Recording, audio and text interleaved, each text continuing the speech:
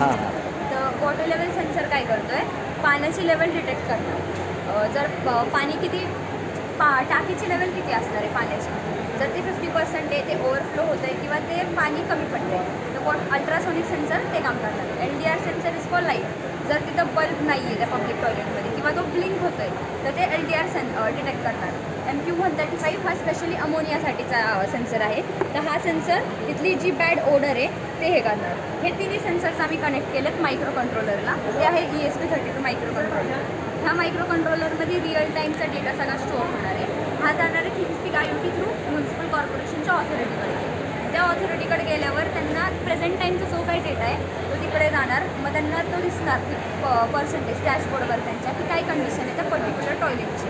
मग ते तिथून माणसं सेंड करणार फॉर द क्लिनिंग पर्पज. जर टाकीत पाणी नाही आहे हे त्यांना तिकडं शो झालं की मग तिकडं माणसं पाठवणार फॉर क्लिनिंग.